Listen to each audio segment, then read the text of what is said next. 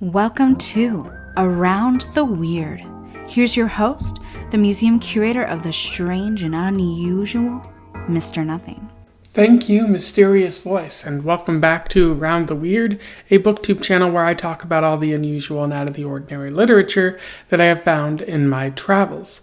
Today it is Short Story Tuesday, so I wanted to focus on an interesting short story that I have found from an author that I've talked about a little bit on this channel. I am referring to a story that is about space travelers and nuclear weapons. I am referring to The Gun by Philip K. Dick, which was published in the early 1950s. For those who don't know, I'll be brief about my summary here about Philip K. Dick, because I've talked about him on this channel before, and you can watch my other videos that I made about his stories, The Adjustment Team, and We Can Remember It For You Wholesale, where I talked about him in bigger detail. But Philip K. Dick was a science fiction writer and a pretty big name in science fiction, having written a bunch of short stories and books in general, like A Scanner Darkly and Do Androids Dream of Electric Sheep. And he's pretty remembered for that. And a lot of his works have been adapted into movies or TV shows, like The Man in the High Castle or Total Recall, at least twice. So a pretty big deal, and I've really come to appreciate his work.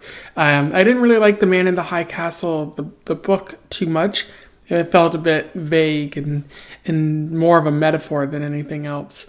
But I did really enjoy The Adjustment Team and We Can Remember It For You Wholesale, especially that one. I think about that pretty frequently, and I think it's one of the better short stories that I've read, not only for this channel, but in general, like reading short stories. So I think he's a really great author and definitely worth checking out. If you've read him before, let me know what you think, because it's always fun to talk about Philip K. Dick. But without further ado, let's talk about The Gun. I will do a brief summary, a little bit of an analysis, and we will move on from there. So The Gun focuses on a crew of space explorers getting ready to examine a planet for signs of life or things that they can take. I think they're anthropologists of a sort. But they find this planet and it's been nuclear ravaged. And as they're looking around, they really don't see anything. It doesn't seem like there can be anything on this planet because it seems to be quite dead.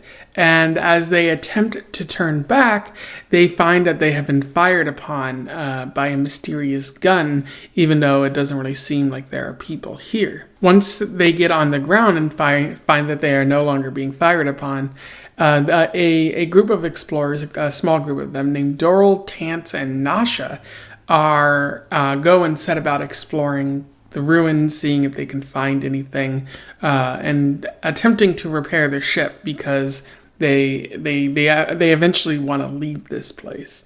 They happen upon the gun, and they learn that the gun is automated. They toss a rock before it, and they learn that that it basically fires at anything that is flying through the air. And because it's automated, that's probably why it's continuing to operate long after everyone is dead, because it doesn't appear that there's anyone on this planet to actually use it.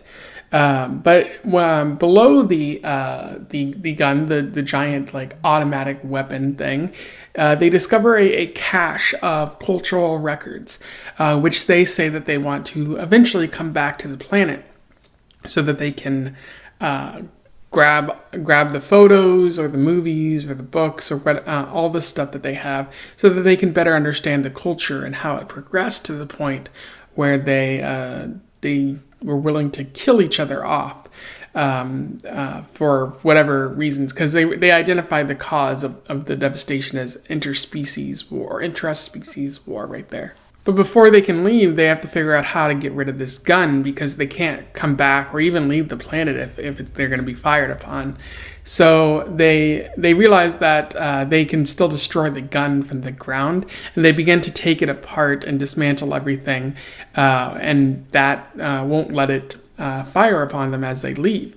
and they set about leaving the planet at that point with plans to return.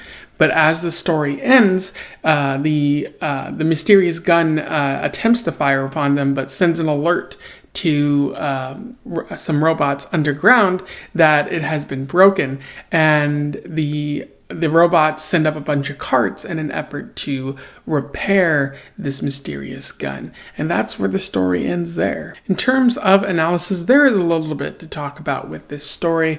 One thing that Philip K. Dick does with this story is he presents it as a mirror to our own world, specifically with our recent fighting and our a constant threat of nuclear weapons.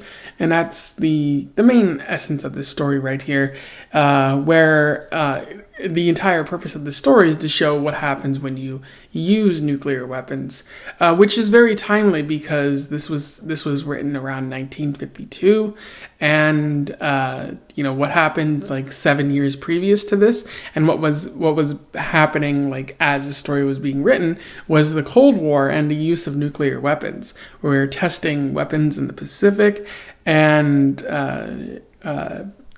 trying to show our military prowess. And so the country was under the threat of nuclear weapons, which we've been under that threat for the past 70 years now, and it's no less like cogent on what Philip K. Dick is trying to say here, that the world will be destroyed and it'll bring our own ruin if we increase our reliance on nuclear weapons. If we don't toss them aside, our inevitable future is the destruction of humanity, because we seem to value war so much. And that's another thing that he's turning this mirror on, which is our own infighting, by highlighting that we will essentially destroy ourselves. Like the planet in the story isn't specifically specified, but it's implied to be Earth. And these space travelers are like, oh wow, these people really seem to value weaponry, and also seem to value, or not value, but they engaged in a lot of war. After World War II, that was going on quite a bit. And even in the 1950s, war was still a thing. And it didn't look very good for humanity. And it still doesn't look good for humanity now, where we constantly fight for resources, for other stuff. And it only leads to more destruction as our weaponry gets more advanced. And what I see this as is really a more serious version of Arthur C. Clarke's history lesson, which I made a video about, where that seemed more like a troll post, where he's like, oh look, this is what our society values, and it turns out to be a home video of Walt Disney or something like that, of a Disney movie. So this is kind of a reflection of what our culture might value, or the problems that face our culture. I do think the messaging is a little too overt, where Philip K. Dick just straight up says what he wants us to get at, and I think that brings down the story a little bit.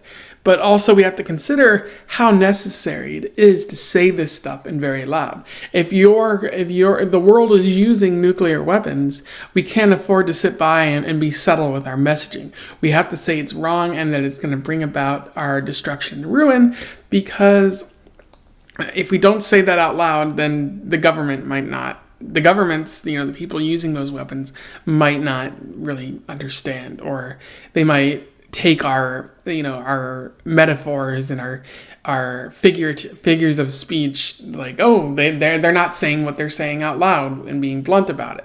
And so maybe that's good here. I certainly think Philip K. Dick doesn't hit you too hard on the head, but it is there. Another interesting element of this story is the machines involved in this story. How machines are still carrying on long after humanity has died. Like, the gun is still operating even though everyone is dead. It's still firing at people in the sky, trying to protect its treasure hoard, as they say in the story, equating it with a dragon that is protecting, again, a treasure, which is a very interesting way to view the weapons that we use, because it's not entirely inaccurate. Like, every country is trying to protect their hoard of cultural goodies and money, and they use SAM weapons or nuclear weapons to do so. And even what's interesting about this is the repair machines are still active. So once the gun gets damaged, the repair machines come up from above the ground and set about fixing things, which is a step in humanity, because humanity probably, it would be too dangerous to send out human beings to go fix those weapons. So eventually they would automate the process. And so once the gun gets damaged, machines come up and repair it or restock it any way that they want to. I really like this element of the story, because at the end, they think the people, the space explorers think, oh, well, we'll come back to the planet, everything will be great.